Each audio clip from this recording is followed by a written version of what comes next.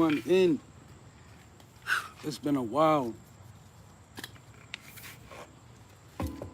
man. It feels so good to be back and not be in pain. I was in so much pain for the last 2 weeks, man. I don't know. I went to the doctor, nothing was wrong at the doctor. So, there's always some form of something going on, but I was doing my spiritual cleanses and I was just still trying to stay present with y'all, but it's hard to hide expressions of pain. Like when your body is in pain, it's kind of hard to hide it, but I did push through it, and I feel like I began to gain my strength back, and I stuck to what I was committed to, and I feel extremely good right now. Like to be able to play the pan and get with it. But nevertheless, I'm here, and I'm gonna do a particular segment. Right, I'm thinking about making this a segment in parts. I'm not sure yet, right? But I do want to dive into it, and this is non-religion. Well, religion is included, but this is not religious.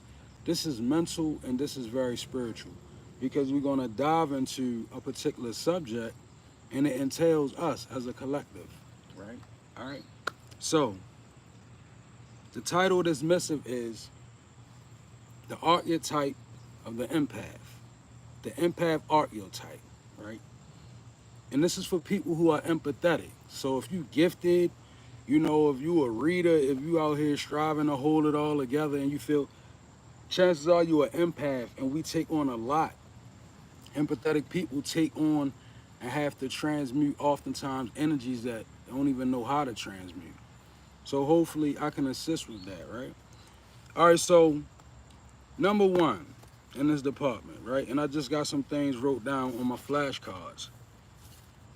Open-mindedness produces an awareness that gets you despised or misunderstood. So empath, your open-minded approach to life, because as you become empathetic, things begin to open up. You see more. And when this awareness, when it settles on you, people see it and they begin to kind of like either despise you in a sense, or they misunderstand you. And a lot of it is because your operational frequency is not all 3D. A true empath is tapping into different type of energetic fields, different type of realms often. All of this is when you're an empath. So, your open-mindedness, you may look at others and you may expect them to receive you with a sense of, oh, but it's not, that connectivity is not forthcoming, not for a true empath, because sometimes it gets deep, right? And I'm gonna save a little bit because I got it wrote down, but just know, your open-mindedness, it produces an awareness that gets you despised and or misunderstood. Number two, and this is important, the light of the empath resonates silent accusation, particularly to the narcissist, right? Now, as an empath, you have a light. This light, it resonates. And you would think that, you feel good, you mean well, the light you carry, it brings life. Well, the light you carry, it also imposes and it becomes a silent accusation to the narcissist. You ever been around somebody and they easily offended by you and you ain't even really done nothing, right? It's your light, because your light that emanates from you, it resonates as silent accusation. Like they feel like you're accusing them of something. Just your very presence alone is nothing that you have to do. It's nothing that you can strive to be aware of, right? As an empath, you got to stand against these things. Truly, you really do. You have to become aware of it, but you have to stand against it because that's part of your duty as an empath. Becoming an empath is a journey. It's a path, literally. The empath, it's a path, right? And the light of your empathy, it resonates as silent accusation, particularly to the narcissist, right? Because a person who's truly narcissistic, right? And again, that's an archetype, meaning it's like, don't look at people, because don't look at people. And the reason why I say Hold on, y'all.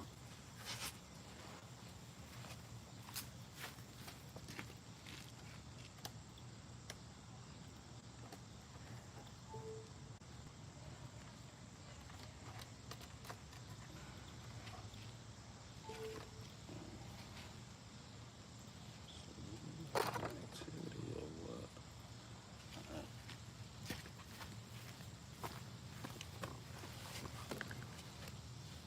I believe he's doing something. Y'all give me 1 second.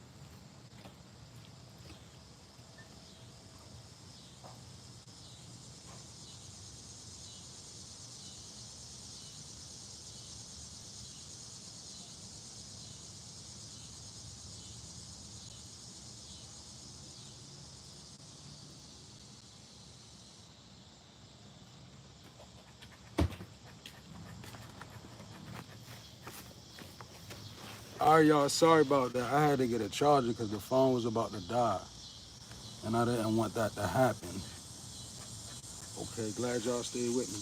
Okay, so where I was at was when you're speaking about empaths and narcissists, try not to put people as an archetype. So you could be in either or energy at any given time. But one will define you most times. Like you'll either be a narcissist or an empath. Either oftentimes I've found the person that really thinks that they are a narcissist, most of the time they are the empath. It's the person that thinks that they so empathetic that oftentimes becomes a narcissist because, you know, the empath feel a lot of time, spend a lot of time feeling around things. But anyway, getting back, I don't want to get off subject. Number 3, your awakening, it causes an awakening in others. When the mind is awakened, there's a part of the mind that wants to remain unawakened and it puts forth a resistance. Okay? So your awakening, it causes like, I heard a reader say one time, your awakening is causing a spiritual awakening in other people. And it sounds good, but it's not always good. Because when the mind is confronted with things that it doesn't want to process, like if you forcing a person to awaken to certain things about themselves, just because you awaken, it becomes offensive. Like they begin to look at it like, I don't want, because some people don't want things to change. And truly, the journey of the empath is a journey of transformation.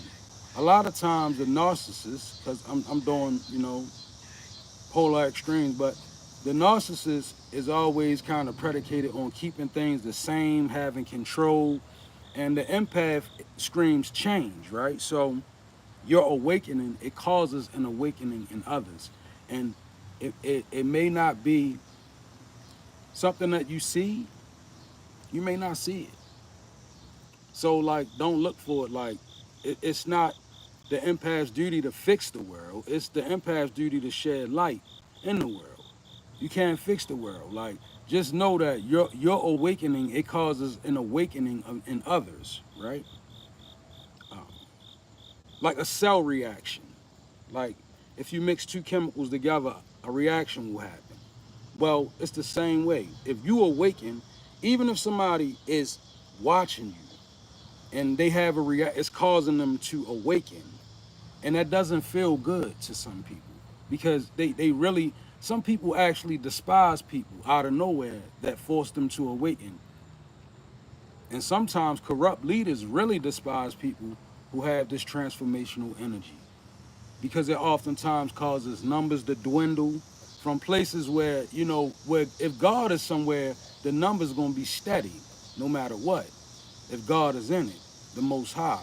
But when transformation comes, a lot of people who are leading people in wrong directions, they don't like transformational energy because it means, you know, it lessens the grip that they have, right?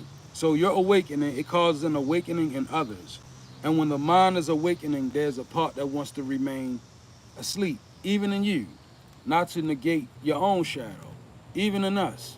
Those that consider ourselves empath, those that work hard on the path, the empathetic path, the journey, those people who are in that place, we also have a shadow. And in that place is where our resistance is. It's a place that don't wanna, you know, even with all the change that you have, it's still a place that doesn't want to change, right? Certain spaces in growth get comfortable, and you don't always want to move away from them. Sometimes we want to stay somewhere where God is moving, our spirit is moving us to another place, but we like, well, it feel good here, it's comfortable, I want to be here for a little while, right? But remember, the journey of the empath is about constant transformation. It's continuous transformation. And yes, I forgot. I like this one. The light of the empath is not naive. It is forged in the darkness of painful places. They can feel what they are familiar with, right? So understand that, empathetic person who's looking at this. Your empathy is not naive, right? Empathetic people are far from naive, right? Because they feel when you say empathy, you mean light, love, soft energy. Nah, that's not true. Like, I like to speak about the passion of Christ because Christ had a very violent empathy, right? It was violent. Why? Because it was busting up the religious orders of the Sadducees and the Pharisees. So therefore, it became very violent, you know. And it's the certain type of empathy that we hold as true people who of empathy. We hold this, right, and it's not a naive light. It's a light that was forged in darkness. It comes from pain. This is how your level increases. For real. Like the people that can see the furthest are the people that have been through the most. Don't ever get it twisted. You can't step into positions of empathy. Like, for instance, tarot reading, right? I'm gonna touch on that. I don't want to get a reading from nobody who never been through nothing in life. I'm not saying that, I'm not. I don't have authority to say this, that, or the third. But what I will say is, people that go through things, right? They earn their ranking. Their level is real, and those are the ones that's not to be tested because the empathy that they hold is what guards them. You know, like you can't send spirits at true empaths. People who walk in that journey and they really, really honoring that journey, certain things it's not gonna touch that person. Some people don't believe that, but it's true. Um, like I say, your light is not naive. It was forged in the darkness of your painful places. And the reason why you see to the extent that you see or feel, you know how you could even feel when people smile is phony, you can feel when people been doing strange and odd things. It seems like you can feel around the shadow very well, right? It's because that's where your empathy was forged at. You chose to be a true empath is a person that chose lightness. True indeed. Because a true empath is a person that has been exposed to certain levels of darkness, right? And those levels of darkness, they're not easy to shake. Somebody has to choose light. Like, All right. I believe we on number 4. The duty of the empath is to shed light, not save the world. Now, this is where it becomes oh so burdensome as an empath. It really does, because it's like you feel like it's your duty to save the world, but it's not. Your duty is to honestly shed the light that God put in you. It's not to save the world, because that's such a heavy burden. And as an empath, you'll get taken advantage of. If if you don't guard your energy and you move in the forward energy of I'm gonna save people, I'm gonna save. Trust me, I can tell you, you gonna set yourself up for a lot of unwelcome vicissitudes if you do that. So it's kind of out. My advice, right, is to really understand God would never place a burden on you to save the whole world. Nobody carries a burden like Christ carried, or those type of those advents already happened. They occurred already. So your burden is not to save the world. Your burden is to shed light. If you waking up and you doing your work, or you doing spiritual work, and you truly an empath, it don't matter about the number of people there or not. Just your duty, just to shed light. Your light gonna get it there. Number 5, accept the fact that your gift is more about witnessing the lives of others as opposed to fixing them. And that is something that's so real, right? Like, our gifts, empath, they it's more about witnessing than fixing. Like, you're gonna witness certain things happen, you're gonna see certain things happen that's simply out of your control. You're just gonna have to witness it. And we have to become good at witnessing, because a degree of detachment is needed. When you're a real empath, you gotta learn how to detach from things. Because if you don't, they'll suck you in and swallow you. See, an empath's realm is the shadow, right? Confirmation. An empath's realm is the shadow, but not to get consumed in that realm. That's the balance of the empath is going to feel like a person bring that problem to you and lay it on you. If you receive it, somehow it'll manifest into your problem. Even if not on a 3D level, you'll constantly be in your mind about it. It'll be in your energetic field. You'll be connected to it. But we got to learn that we're going to do more witnessing than fixing. You're going to see a lot as an empath. And you're going to have a balance. If you walk in this empathetic journey, right? You can't be like, if a person comes to you and you're a true empath, you can't be bipartisan. Like, you can't say, well, you need to believe in this or believe in that, right? Because that's not, I mean, if you're on an empathetic journey, that's not the journey of the empath right there. You're going to feel that plight of that person, right?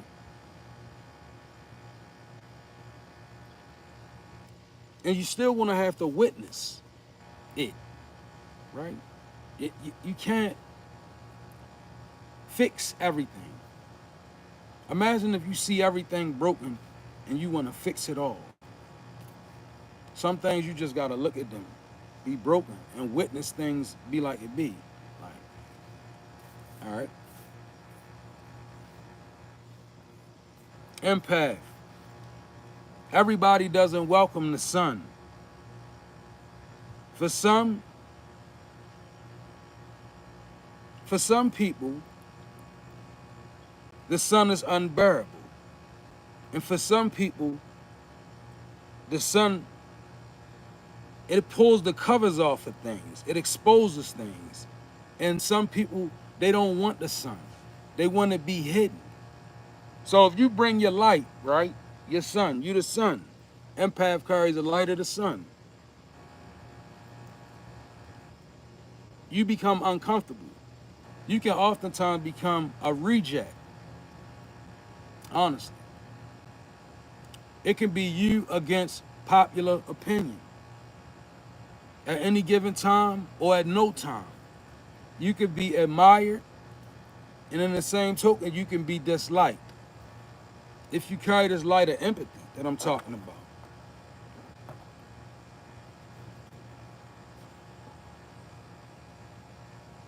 Some people, even in real life, some people sleep all day and come out at night. Can't stand the sun. Don't want nothing to do with it. Some people close their blinds and it's just some people, and in reality, it's just like that. And I say this to the empath because I want us to learn how to guard ourselves and not go into every situation with light, love, and abundance on the brain, and not go into every situation with giving people so much leverage to do any old thing to you, right? In reality, you should begin to look at things like, you know, I'm aware of what I carry, and that it doesn't resonate with everybody the same way. It takes that balance. That way, you're not giving people benefit of the doubt. Honestly, you just taking people at what you see, know, and process, and you able to hold balanced emotions, because intuition and emotions are different. And thank you, Spirit. A lot of times, it's real healthy for a true empath to kind of resort to intuition as opposed to emotion. It's a big old black butterfly right here, blue and black. Yeah, intuition over emotion, in situations where you coming into contact with people, or you feeling energies, or you coming in right, not so welcoming. Empath, not so welcoming, more guarded. I'm not saying paranoia, far from it. Confidence, if anything, confidence versus paranoia. Be firm in what you know, but sometimes the light in you is needed, and when it's needed through discernment, you'll know it. Because truth be told, when you carry this kind of light of the empath, like this empathetic archetype, you're a target for negative energies and positive energies, both ways. I seen a post the other day. It said people target you, and they either want to hurt you or they even want to love you, right? And that's true. That surrounds the empath. So going into situations with people, be aware of what the sun does. It gives life, right? It brings clarity. It allows us to see, but it also drives people into hidden places that like the darkness. People that love the darkness, like the shadow, like everything in the shadow. Anything that resembles sun or clarity gonna rub them the wrong way.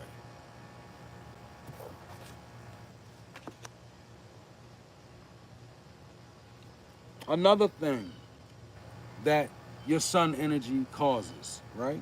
Just to be aware, the unintentional unmasking of others is unintentional. As an empath, do you realize that oftentimes you're driven by a very powerful energy, right? God, spirits. You will start doing things unintentionally, and the things that you do unintentionally, right? They will begin to unmask, particularly the narcissists. You ever just been in your normal routine and somebody's so irritated about everything you do, like, it's unintentional, but it's the unmasking of others. Some people, they cannot deal with that, literally, right?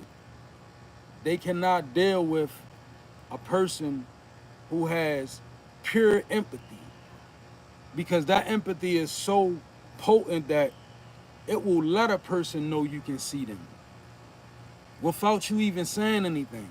True empathy is very powerful. It exudes from you. Like a person that's hiding something, they can look at you and they can know that empathy is telling on them to you, just your empathy. And that exchange right there will cause them to act crazy. That's why you got to be aware on the 3D, because if you ignorant to your own empathy and its power, you will ask the question like, what's going on? You won't even, you be like, well, what's happening? That's what's happening. The unintentional unmasking event, where just your very presence, right, is turn off,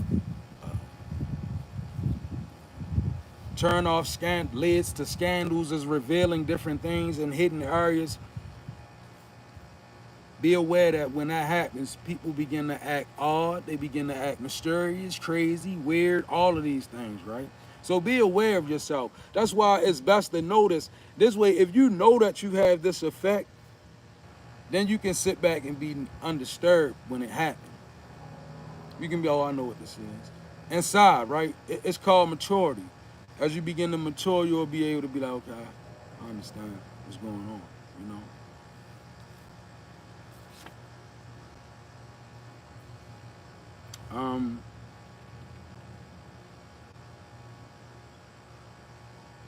Okay. And this is for people that look at you, right? The shadow side of the psyche can lead people to lean towards siphoning your energy as opposed to learning from you. Understand alchemy of the soul, right? And that's deep. So basically, what that's saying is, when people see you empath, some people, not all, but a lot of people, I'll say, they look at you out the shadow aspect of their psyche. So, in other words, what this causes them to do is they look at what you have and they want it, right? They don't necessarily want to learn from you. They want your energy to siphon it. They figure if they had what you got, they could do what you do, right? Well, that's not a welcoming individual, because that falls on the side of definitely negative, borderline demonic. Not gonna lie, but just know that, right? The shadow side of people's sight, it will cause them to look at you, and you can get rubbed the wrong way. You can be like, well, why is this person always watching and not saying nothing?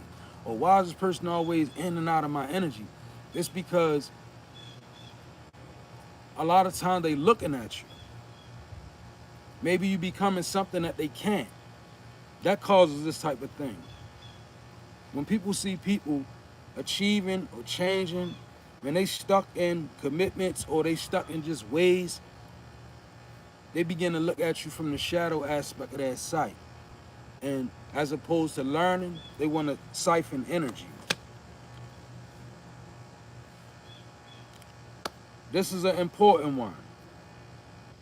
Allies are not more beneficial than adversaries. Much more is learned about oneself through adversaries, right? Which is real. Like, allies, while allies are cool, you know, it feels good to have allies, adversaries are better. You learn more from adversaries than you do from allies. Adversaries show you weakness about yourself. Adversaries show you different things about yourself that allies won't show you. Sometimes allies won't show you things out of fear. It could be beneficial for them not to say anything. This is allies. And everybody want allies, you know, everybody want allegiance. But truth be told, allies are not more beneficial to you and your growth and development than adversaries on any level, spiritual and all of that, right? These adversaries that we have, that's why sometimes, thank you, Spirit, God leave things right in our life. Sometimes we want God to move certain things and it's left there to fight and contend with it. And you know why it's there? To shape and mold. That's what adversity does. Adversity causes us to dig deep inside, pull out extra means, things that's deep on the inside that we don't even know down on in there. They come out when confronted with adversity. So adversity is beneficial. And that's not for the faint of heart. I'm speaking to an empath. Stop looking at people who oppose you and begin to not maybe look at them in a different way than you may like. Your adversaries, begin to look at them as things that was put in your life to make you better, to show you things about yourself, to help you shape and mold yourself. That's what adversaries do.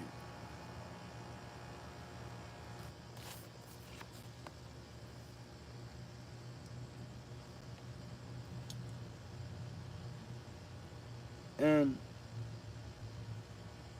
where the sun shines, the shadow rises to meet it.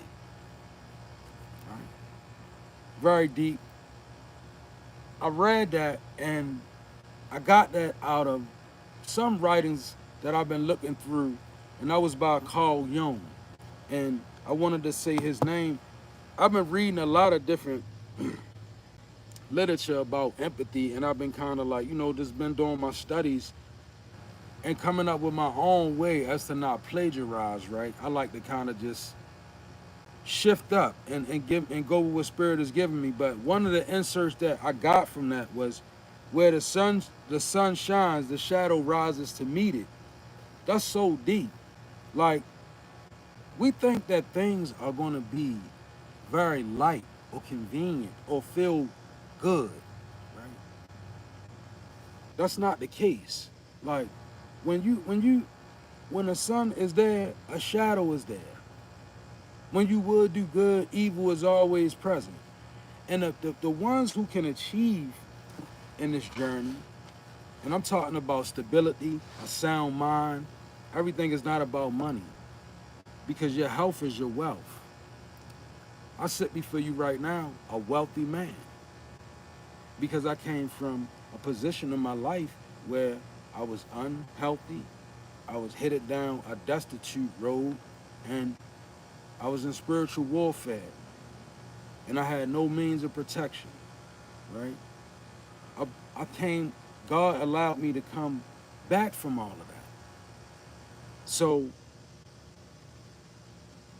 my health became my wealth. It gave me the ability to build the things I'm building now, some with my hand, some with my mind, with my spirit. I'm able to build, right?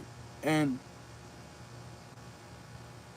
one of the reasons why is because I made a decision that, you know, staying the old version of me, it wasn't gonna be able to be suitable, right? And that was like life telling me transitioning to who you meant to be. And a lot of people right there. And you gotta go with the flow of that transition, right? You got to, because if you don't, it begins to pull you back. Once you make a transition and you live on it and you stand on it, you're gonna see the results. They're gonna emerge. I'm telling you, right? Now, again, where the sun shines, the shadow rises to meet it. So nothing's gonna be very smooth, right? Things will be manageable, and things feel good. But it's just a matter of being an adult, a mature empath. I'm speaking to empaths just in case y'all didn't know. Just in case this language sounds odd and unfamiliar to you, this is for people who are really empaths, right? Because a lot of empaths, sometimes you can get stranded in your childlike energy too. Very empathetic, right? But wherever the sun is at, the shadow aspect rises to meet the sun. So with that being said, never look for it to be uh, all sun. Always be cautious that there's light and there's dark. As an empath, because if you don't, you'll think everything is something that it's not. This world is full of darkness. The night is full of many terrors, right? And I don't know where that came. I think that was in Game of Thrones. The night is dark and full of many terrors. Yeah, that's in my mind. I remember that. And that's true. The night is dark and full of many terrors. So just know, Like, you know, it's not to be paranoid or nothing. You the sun, you show up with your empathy. It emanates from you. A shadow rises to meet it. Remember that. You go into a room, they're gonna be those that like you, and there's probably gonna be more that don't resonate with you. Why? Because you carry the light of empathy, which is like the sun. Number whatever. I believe this is number 8. I don't know. I'm just flowing through. But here we go. Transparency and testimony of the empath touches shadow chords in others, bringing admiration and resentment or resentment. All right. So that's your testimony alone. Just the transparency of your testimony rouses admiration and or resentment. As a true empath, it's power. Your transparency, it breeds resentment in lower vibrational people because they they they they want to be able to have that, but it's denied. You can't have that level of transparency unless you're really willing to be honest about what you want to be hiding from people. Somebody, I don't know, but and your transparency rouses admiration. It helps others, like people who really want to be honest about certain things, and your transparency, it gives them something to hold on to, and some people admire you for it, and your testimony as well, right? Some people resent the fact that the empath, you know, you went through all this pain and you had the nerve to learn from it. That breeds empathy. People don't like that. Some people, they just don't like that. They feel like what you went through, it should have finished you or broke you down to a point where you shouldn't be operational.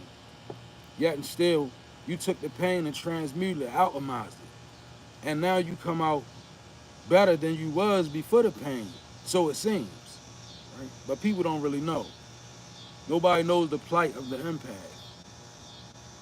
Trying to keep your heart open. Because that's what kills our power, empath. When we close our heart chakra down, our power, and if it doesn't die, it becomes dark and distorted. That's what happens when your heart closes down, empath. That's the number one struggle for the empath, to keep your heart open. It's so not so easy sometimes. Get a little callous on that. You gotta chip through it, break through it.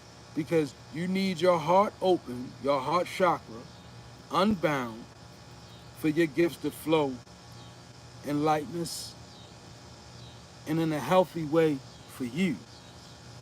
That's the most important thing with gifts of empathy.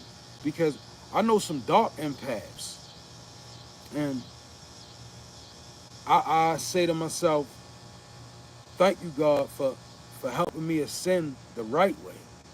Because there's some people out here, and very dark empaths, they can see so much darkness, right? And nobody wants to see all that. You know, nobody wants to be like that. I don't, anyway. All right, and I believe, yeah, that was it. So I got these cards, and I was decided I'm gonna pull a 3-card spread before I get out of here. And that was the empath archetype. We're flowing on 2 networks, so if you miss it over here, you can catch it over there.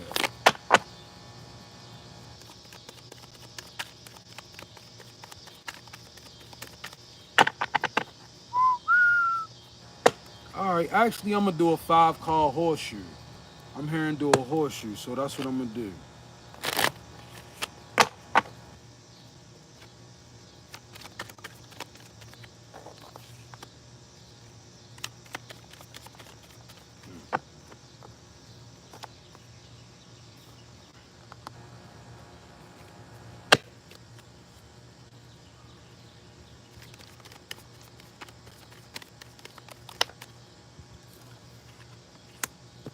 Mm.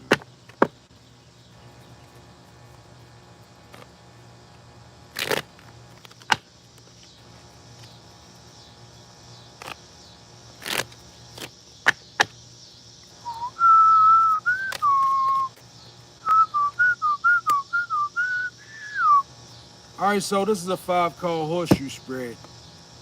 First card being current energy, 9 of swords in reverse. Inner turmoil, deep-seated fears, secrets, releasing worry, hope, and reaching out. So, feels like an uncomfortable energy that I'm starting out with. Inner turmoil and deep-seated fears.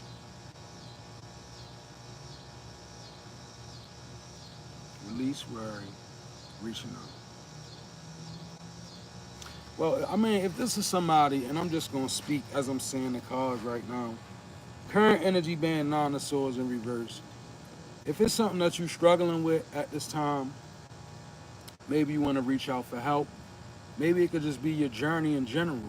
Maybe you have questions that need answers, right? And I feel like reaching out could be good because somebody you could really be going through a form of inner turmoil. I go through it from here to, it used to be worse than it is now. But inner turmoil, things that arise and try to really pull at you, like you, it make you question, are you going the right way? Have you made all of the right decisions? This, that, and the third. And a lot of it is different aspects of ourself that don't want to move forward. You know, it's like some things inside of us, they don't want what's best for us, if that makes any sense. Some of the things that we hold deep down in the recesses of our inside part, right? And some of us hold them up closer than that. But these things don't want you to progress. And they're a part of you. They're not the demonic, they're not the demon, they're not none of that. Part of you, inner turmoil,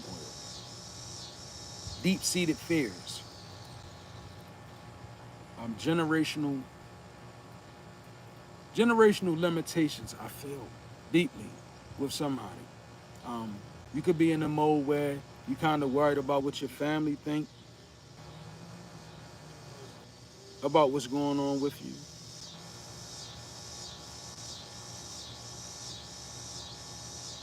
Well, that's current energy. Moving on to the next energy, which is the energy that you would be kind of hidden into, or kind of like, you know, it says 6 of Cups in reverse. Living in the past, forgiveness, independence lacking, playfulness, moving forward, leaving home. Living in the past and lacking playfulness. You know, and that's, I'm gonna be honest, like that's not an energy that I would want to be around, honestly. Like a person that, because the 6 of Cups in reverse is a person like, you know, we out together and I'm having fun, you know, whether it's platonic or whether it's my wife, or I'm not gonna say my wife, but just, you know, hypothetically speaking, just say if I was single and it was somebody I was out with, or I was out with a friend. Well, that 6 of Cups is when you with somebody and you could clearly see that something is occupying their mind.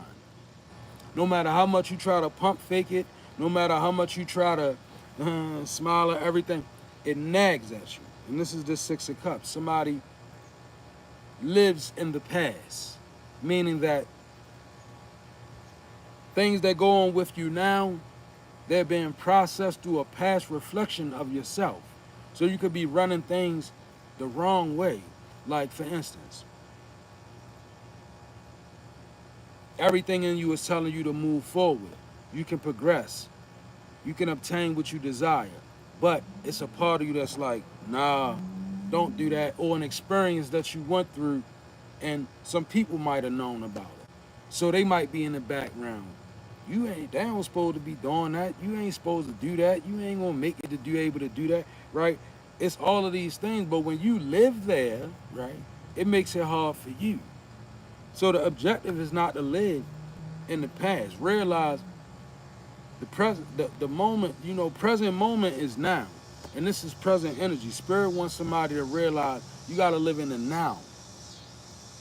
The N-O-W, now, not back then. Because I feel like somebody, you running things back then too much. Right? Moving forward. Independence lacking playfulness. That's exuding the energy that says I don't need nobody and I don't want to be bothered. Right? And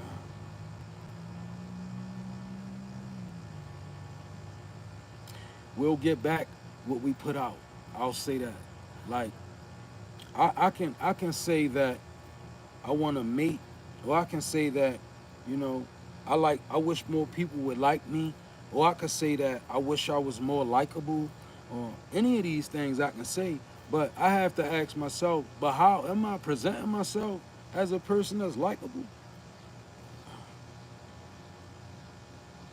I would like to have a mate, but do I walk around in an energy that attracts, or is it repelling? Because this Six of Cups is like, it's like a stuck in the past kind of nostalgia.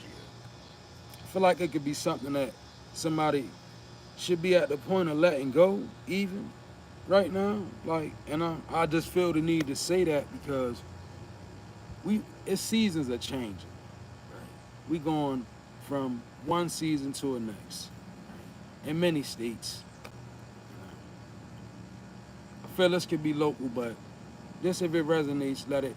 We going in the seasons changing, and if you don't shake off an emotion that you carry, and you take it into another season, you got a whole nother season to contend with the same thing. Like, you know, seasons changes, they bring energetic loops and gaps and portals and different things where you can kind of like gain some momentum. Somebody, your momentum is too far back there.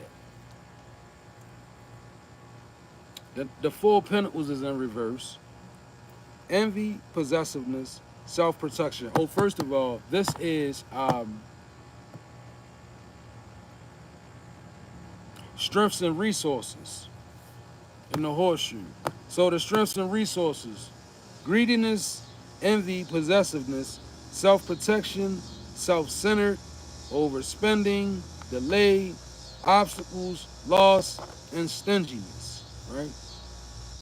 So that sounds like somebody who could be pretty good at making the wrong decision. Doesn't have to be you, it could be resonating though. Like, this Four of Pentacles in reverse. Normally the Four of Pentacles in reverse, in my normal intuition, it would just be a person that's not really holding back, kind of like not really concealing a thing, but being a little more forthcoming. This one reads different though. It says greediness, envy, possessiveness, self-protection, self-centered.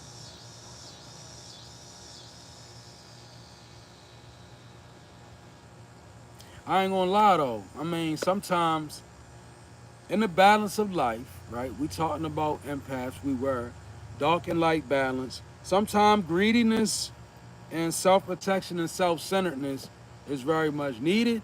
Sometimes, you know, because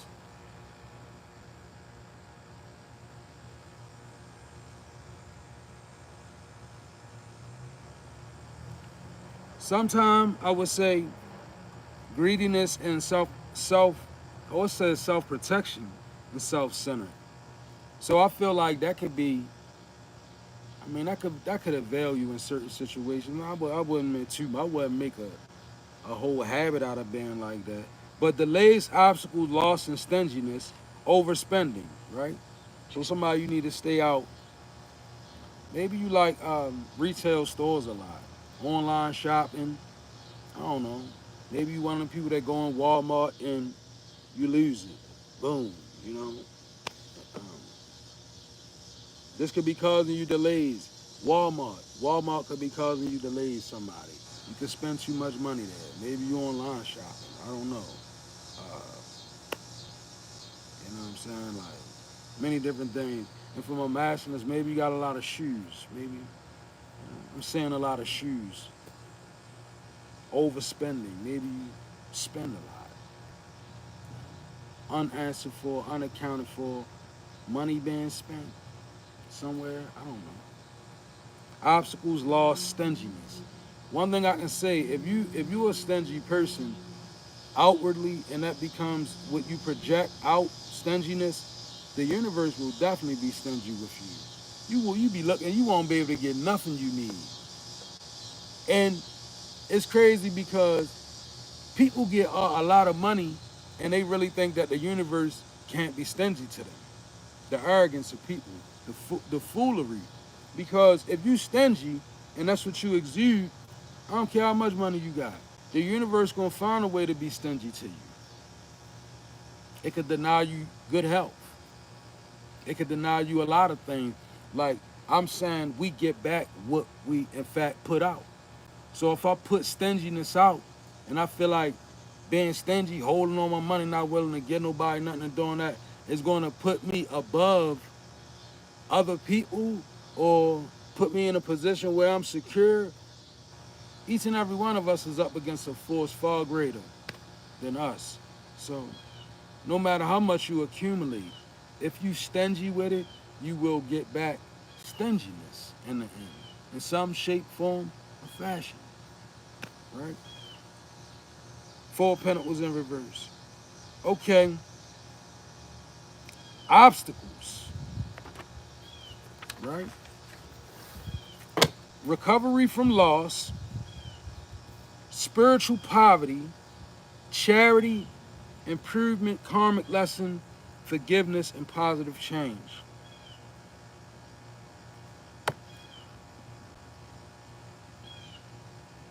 Recovery from loss and spiritual poverty.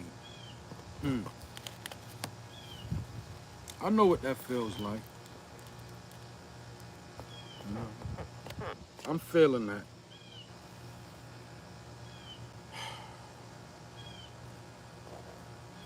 I'm gonna go with the normal version of the intuition.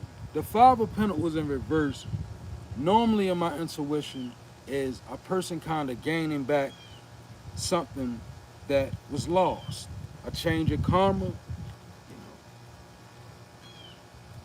unexpected income, Five of Pentacles in reverse. And in this instance, it says recovery from lost spiritual poverty, right? And that's love because this is you getting back something that you lost on a spiritual level. It says spiritual poverty. I'm really feeling like in this energy, somebody you kind of like really escaped something kind of that had you out there. Spiritual poverty is like really, really being far away from any type of connection to what you would consider to be God. And some people go far out on that limb. Been out there myself. With somebody you return from it, right? And it's still an obstacle for you. Spiritual recovery from spiritual loss, I feel like it's an ongoing battle. When you lose things spiritually, you pick up things like, it's like, God forbid, thank you, Spirit, you're a person that may have picked up a substance later on in your life. And now it becomes an ongoing battle, which it may not have been at first, because not until you picked it up, it became some type of battle. Right? And it could be ongoing. They say recovery is ongoing, right?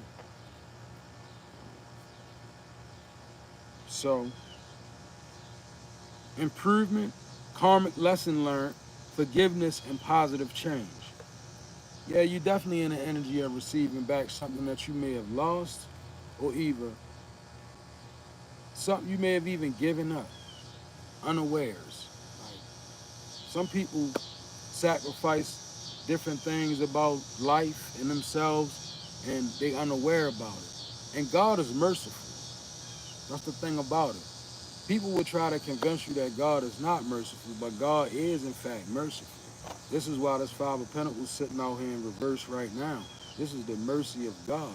This is the mercy of recovery, first of all. That's a mercy on any level, whatever the loss may be. Somebody like, I ain't never ever done nothing. Oh, it ain't about substance. On a spiritual level.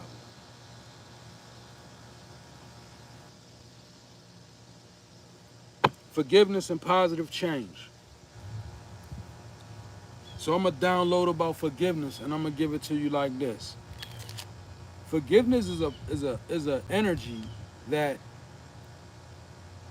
it immediately kills those contracts that those low vibrational spirits like to build up around people, they get to building contracts, hatred, this spirit, this person link up with this person and start hating, that's a contract.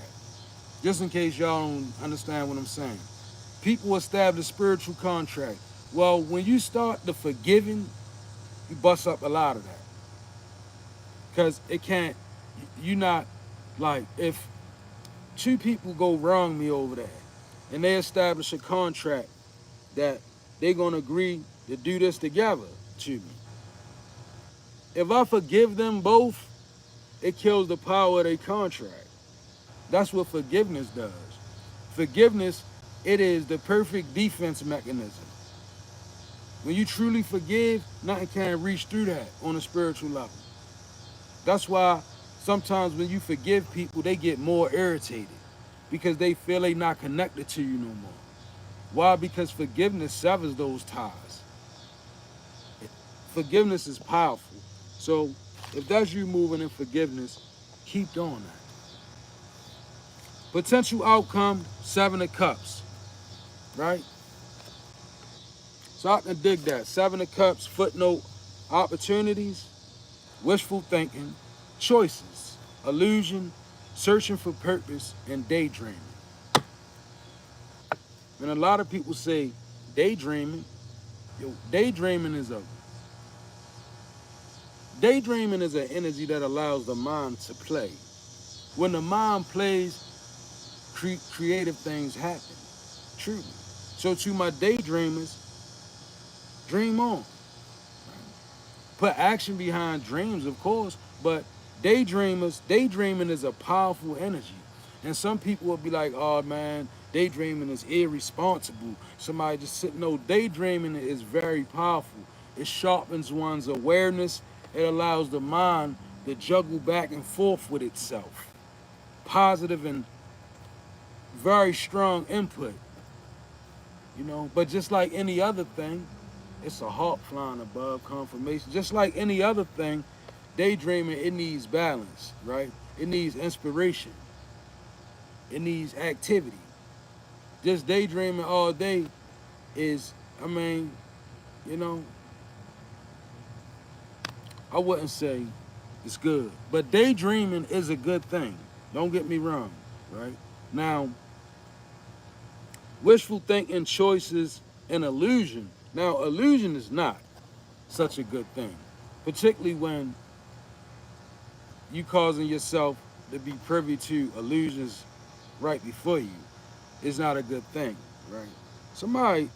This 7 of Cups is always a psychedelic card too. Somebody could definitely be into psychedelics in the energy. No judgment over here. Just be balanced on your trip.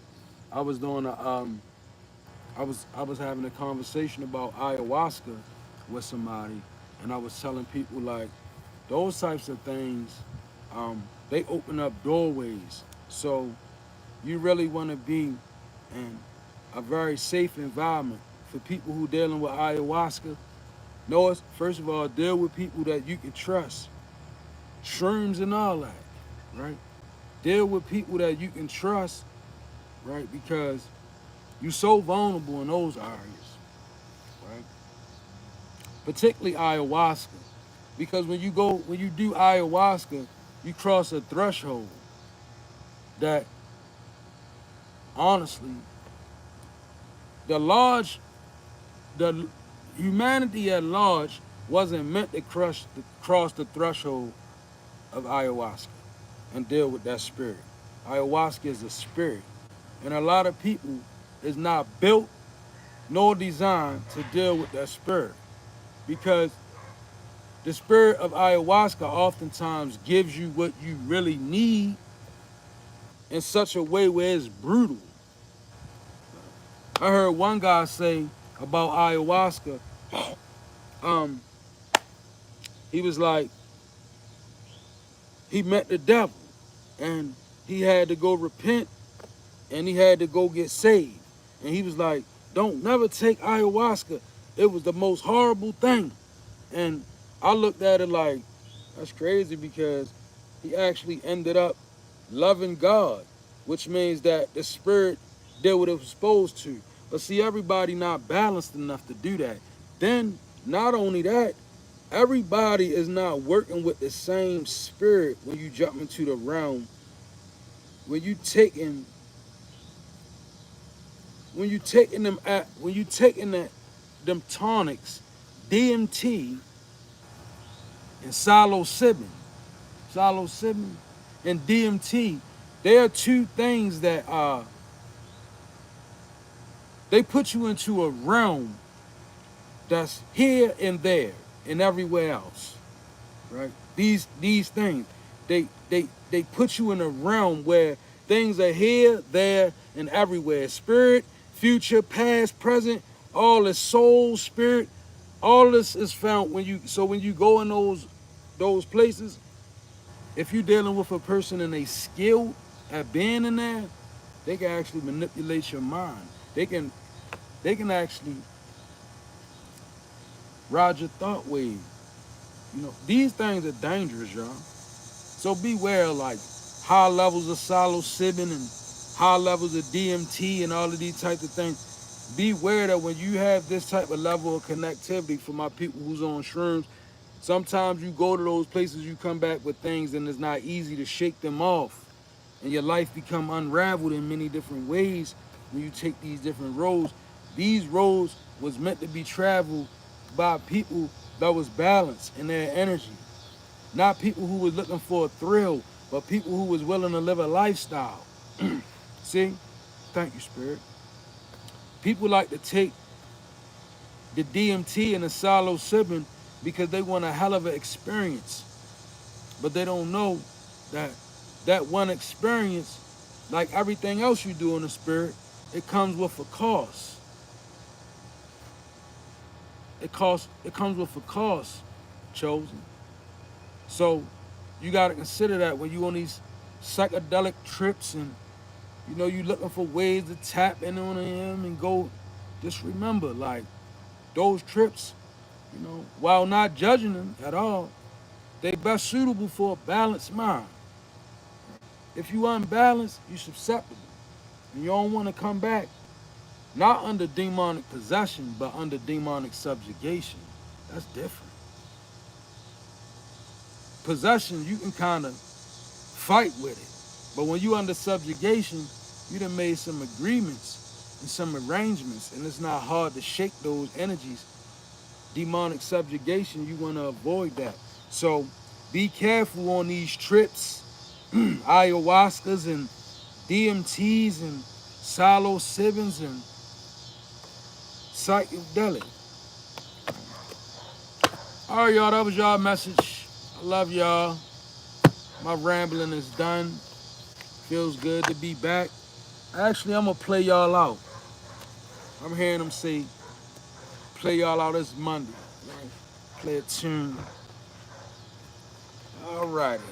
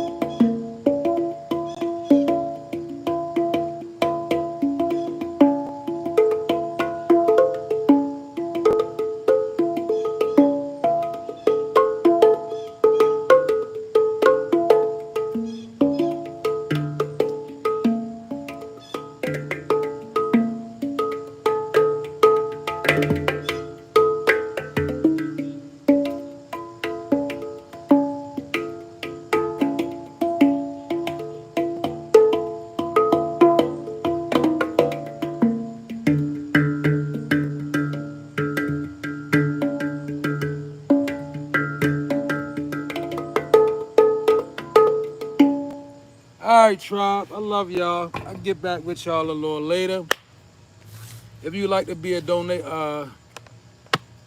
be a contribution to the channel, donation, contribution, whatever. Information is on the box. Inboxes, personal readings are available. We host 40-minute Zoom sessions for our personal, sessions. Just 40 minutes on Zoom. So, sometimes people, a lot of times people want us to call back and do more, but Spirit gave us 40 minutes because when we first started, we would go for like 2 or 3 hours, y'all. Like, because sometimes when you jump in there with people, the time goes so fast. It's so much that people want to know. And like, being an empathetic vessel for people during the readings is very intense. So, you got to give people time to go through their emotions. A lot of people go through a lot during our readings. They're very intense, very real. I would say very helpful. Like, we got good reviews with people. We do most of our work in real life, although we do a lot here as well. We do a lot online too. But nevertheless, we are available for personals. So if you're interested in getting at us, get with us. We love you all. See you soon.